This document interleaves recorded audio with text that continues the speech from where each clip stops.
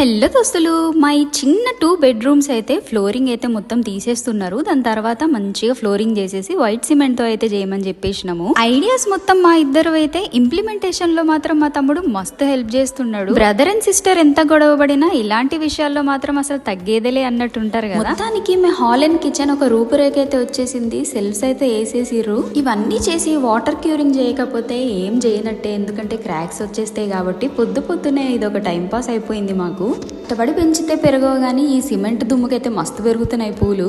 అరేం సినిమారా జల్సా. చెట్లు కొట్టేసి మొక్కలు తీసేస్తుంటే చాలా మంది అయ్యో బాధేస్తుందక్క అని చెప్పారు. కొన్ని అయితే ప్రిజర్వ్ చేస్తున్నాము. ఒక మామిడి చెట్టు అయితే తీసేయాల్సి వచ్చింది. ఆ మామిడికాయ ఎప్పుడు పురుగు పట్టి ఉండేది, అందుకని తీసేసినాము. ఒక్కొక్క మొక్క ఒక్కొక్క చెట్టు తీస్తుంటే ఎండాకాలం మా పరిస్థితి ఏందా అని ఆలోచిస్తున్నాం. ఈ రెనోవేషన్ ప్రాసెస్ లో మస్తు విషయాలు అయితే నేర్చుకుంటున్నాము. ఇంటికి అయితే మక్కేయడం కూడా స్టార్ట్ అయిపోయింది.